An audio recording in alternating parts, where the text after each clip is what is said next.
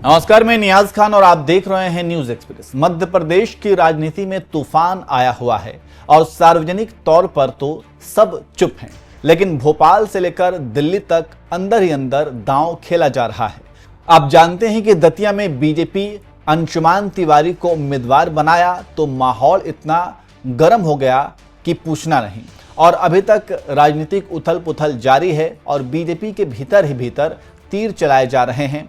उसी कड़ी में नरोत्तम मिश्रा का टिकट काटने के बाद अब पार्टी ने केंद्रीय मंत्री ज्योतिरादित्य सिंधिया को दतिया विधानसभा उपचुनाव का मुख्य चुनाव प्रभारी नियुक्त कर दिया है। इस फैसले को बीजेपी का बड़ा सियासी दांव माना जा रहा है। सवाल उठ रहे हैं कि आखिर पार्टी ने इतनी बड़ी जिम्मेदारी सिंधिया को क्यों सौंपी? क्या बीजेपी दतिया में किसी भी तरह का जोखिम नहीं लेना चाहती है? और क्या यह फैसला आने वाले विधानसभा चुनावों की बड़ी रणनीति का हिस्सा है? केंद्रीय मंत्री ज्योतिरादित्य सिंधिया को दतिया उपचुनाव का मुख्य चुनाव प्रभारी बनाकर पार्टी ने साफ संकेत दिया है कि वह इस चुनाव को पूरी गंभीरता से लड़ने जा रही है। सिंधिया का नाम ग्वालियर चंबल अंचल की राजनीति में बेहद प्रभावशाली माना जाता है। इस पूरे क्षेत्र में उनकी मजबूत राजनीतिक पकड़ है। बीजेपी में आने के बाद उन्होंने संगठन को मजबूत करने में भी महत्वपूर्ण भूमिका निभाई है।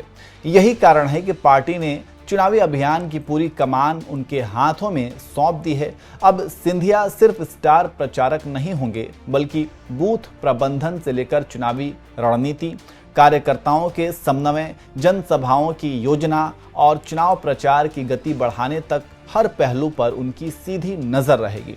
राजनीतिक जानकार मानते हैं कि यह नियुक्ति केवल चुनावी औपचारिकता नहीं है, बल्कि बीजेपी की सुनियोजित रणनीति का हिस्सा है।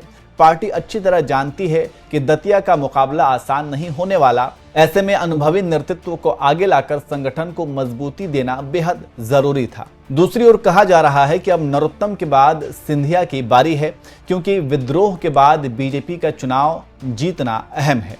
क्योंकि इतने बवाल के बाद भी सरकार नहीं जीतती तो ये मोहन यादव और सिंधिया के लिए बड़ा संकट पैदा कर देगा। सोशल मीडिया पर राजनीतिक विश्लेषकों की माने तो पहले तो भोपाल में बैठे मोहन यादव, कैलाश विजयवर्गीय और नरेंद्र सिंह तोमर जैसे लोग एक और दावेदार को अपने साथ नहीं बिठाना चाहते थे, इसलिए अंदर ही अंदर खेला कर दिया और टिकट कटवा दिया। ना रहेगी बांस ना बजेगी बांसुरी। अब उसी कड़ी में उन्हीं नेताओं के लिए कांग्रेस से बीजेपी में ज्योतिरादित्य सिंधिया हैं, जिनसे शिवराज के समय से ही एक दूसरे का जड़ काटने में लगे रहते हैं। तो कुल मिलाकर मध्य प्रदेश बीजेपी में एक से बढ़कर एक दावेदार हैं, जो एक दूसरे को नीचा दिखाने के लिए हमेशा काम पर लगे रहते हैं। अब उन्हीं का कहना है कि दतिया दिल्ली के साथ ही साथ सिंधिया के लिए इज्जत का सवाल बन गया है। अगर दतिया बीजेपी हारी तो सिंधिया के लिए खतरे की घंटी होगी और नाम बड़े और दर्शन छोटे वाली बात कही जाने लगेगी, क्योंकि जब प्रभारी बना दिया गया तो जिम्मेदारी बनती है कि आप ये काम सफलतापूर्वक पूरा करें, और अगर यह पूरा नहीं हुआ और बीजेपी की इज्जत में डेंट लगा तो ये डेंट सिंधिया का भी पीछा करेगा। इसलिए कहा जा रहा है कि नरोत्तम को निपटा देने के बाद सीनियर और घाघ नेता अब सिंधिया के पीछे पड़ जाएंगे और इसका दूरगामी परिणाम मिलेगा। अगर हम दतिया के राजनीतिक महत्व की बात करें तो यह सीट लंबे समय से भाजपा और कांग्रेस दोनों के लिए प्रतिष्ठा का विषय रही है। उपचुनाव होने की वजह से इस सीट का महत्व और भी बढ़ गया है। इस चुनाव के नतीजे केवल एक विधायक का फैसला नहीं करेगा, बल्कि आने वाले समय में प्रदेश की राजनीति दिशा को लेकर भी संदेश देगा।